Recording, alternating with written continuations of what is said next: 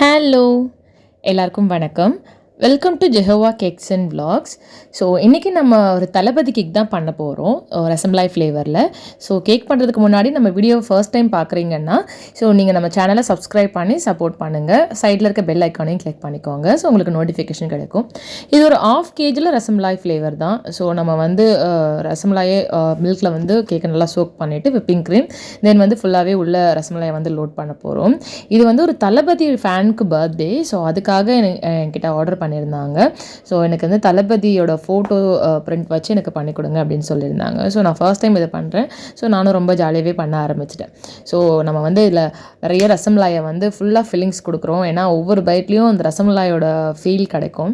So உங்களுக்கும் இந்த மாதிரியான customised homemade cakes and brownies, cookies, muffins தேவைப்பட்டதுன்னா நீங்கள் டிஸ்கிரிப்ஷனில் இருக்க நம்பருக்கு கால் பண்ணி உங்கள் ஆர்டரை ப்ளேஸ் பண்ணிக்கோங்க. நான் சென்னையில் தான் பேக்கிங் பண்ணிகிட்ருக்கேன். ஸோ என்ன அரௌண்ட் சென்னையில் உங்களுக்கு டெலிவரி அவைலபிள் இருக்கும்.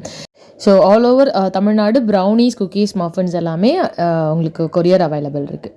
ஸோ இப்போ நம்ம கேக்கை க்ரம் கோட் பண்ணிவிட்டு ஃப்ரிட்ஜில் ஒரு 2 hours செட் பண்ணி எடுத்து தான் மெயின் கோட் பண்ண போகிறோம். ஸோ ஃபுல்லாகவே ஃபில்லிங்ஸ் எல்லாமே கொடுத்தாச்சு. ஸோ இப்போ நம்ம ஃப்ரிட்ஜில் ஒரு 2 hours செட் பண்ணி எடுத்துகிட்டு மெயின் கோட் பண்ண ஸ்டார்ட் பண்ணிடலாம். ஸோ அது செட் ஆகிருக்கும்.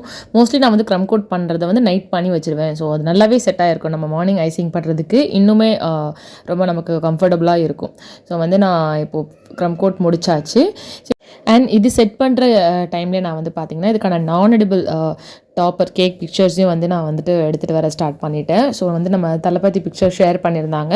ஸோ நம்ம அதையே பிரிண்ட் எடுத்து இது மேலே ப்ளேஸ் பண்ண போகிறோம். ஸோ மேலே நான் ரசமலாய் ஃப்ளேவர்ன்றதுனால ஒரு லைட் லெமன் எல்லோ கலரில் நம்ம இதை ஃபினிஷிங் பண்ண போகிறோம்.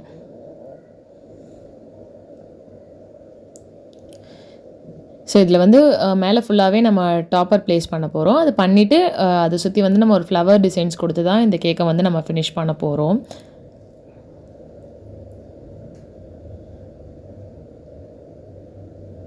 ஸோ நான் பண்ணும்பொழுது நடுவில் என் பையன் என்ன டிஸ்டர்ப் பண்ண ஆரம்பிச்சிட்டான். அம்மா எனக்கு கிளாஸ்க்கு டைம் ஆகிடுச்சு, தண்ணி வேணும், எண்ணெய் வேணும் அப்படின்னு சொல்லிட்டு நம்மளை டிஸ்டர்ப் பண்ணுறதுக்குனே வந்துடுவாங்க. ஸோ அந்த மாதிரி அவன் சைடில் என்னை கூப்பிட ஆரம்பிச்சிட்டாரு.